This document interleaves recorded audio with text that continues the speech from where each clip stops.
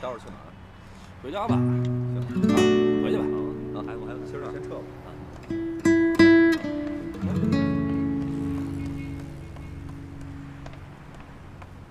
怎么了？看什么呢？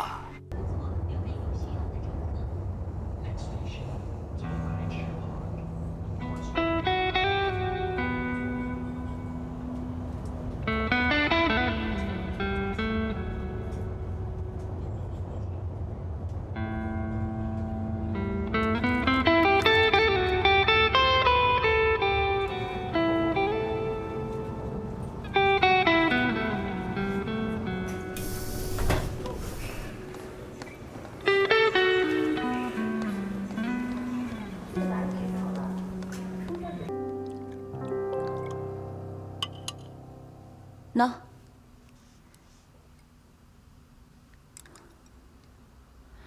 公司的事情处理的怎么样了？差不多了，就是每天打电话跟客户催款，还有2笔大的，几笔小的。等到账了，公司就算正式结束了。也好，起码贷款都还清了，没有什么后顾之忧。接下来打算怎么办啊？是先找工作还是……我还没想好。啊，不用着急，多放松放松，等考虑清楚了再说，别再像上次那样。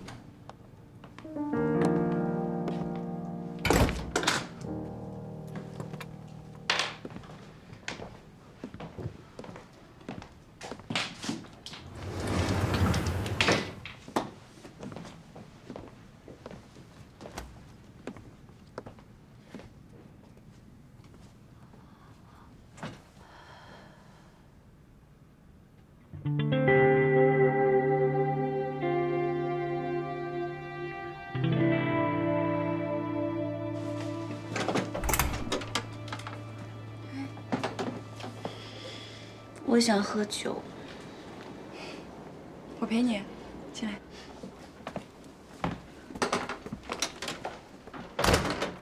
哎呀，果真是豪门恩怨呐，跟电视剧里是一毛一样。啊，看来有钱人也有有钱人的烦恼，真可怕。不过我得提醒你一句，你还是当心点儿。虽说现在包总没有迁怒于你，可是万一哪天他妈……理智是一回事儿，情感又是另外一回事儿。不管怎么说，那边都是他的父母，他不可能没有感情的。对，你说的特别对。现在包子情绪特别不好，是那种没办法安慰的那种。哎，跟父母在一起相处是一种什么样的感觉？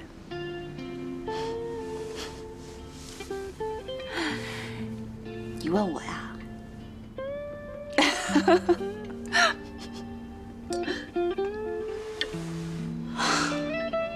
对不起啊，你的家庭也是，所以这个问题我们都没办法回答。换个话题，为什么想喝酒？怎么了？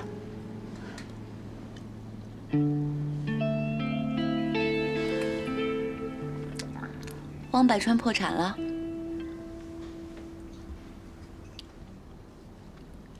我知道。你怎么知道？小曲啊，哎呀，怎么办呀？我是真的不想让朋友替我担心，可是我一再的闹笑话。还好啦。其实小曲对你也挺刮目相看的。没用，人穷志短。就算是下定决心厮守，也是惴惴不安的。啊，你知道吗？我这2天我挺怕看见王百川的。我每次看到他，我都想问他，我说你到底是怎么打算的？可是我又怕听到他说怎么打算。如果他有一天做一个普通的职员，我们连孩子都不敢生，那么重新立业怎么立业啊？本钱在哪儿？方向在哪儿？他盘算了一下公司，手头上也就几10万吧，这就是全部了。这在上海，杯水车薪。如果2个人一起攒钱，一起面对，会不会就会好一点呢？我就是这么想的，但是我怕他会有压力啊。而且，我说句话不怕你笑话，决定跟他在一起生活是一回事儿，但是想到今后生活中的煎熬又是另外一回事儿。我真的害怕，我怕我熬着熬着就熬不下去了。你太低估你自己了。其实你不是没有这个能力，你是没有这个勇气。其实你换了新工作之后，我觉得你整个人都跟以前不一样了，反而变得很有热情，怎么说呢？哎呀，行了，我很高兴听你这么说。真的，这就是我最安慰的了。你知道吗？我现在重新找回了工作中的快感，这种快感跟男人在一起的快感是不一样的。总之，这样的快感会让你变得很踏实，很自在。我也是。只要我一回到工作中，我就觉得这才是真正的我。进工作。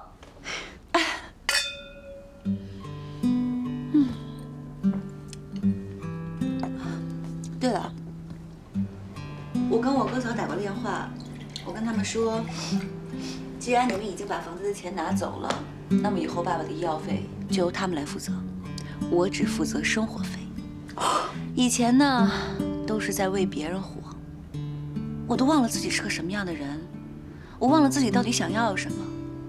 看到你们一个个活得这么精彩，我在想，我真的是应该勇敢一点，我也应该活得随心所欲一点。我真的很佩服你，把这种苦日子过得这么摇曳生姿，有滋有味儿。没办法，做人呢最重要的就是开心呢。要不要给你煮碗面呢？这又是什么典故啊？TVB 的经典台词，没看？你肯定没看过。不过我建议你真的应该看一看，你知道吗？里面那些豪门恩怨的东西，你真的应该拿来学，说不定哪天你可以拿它对付包总。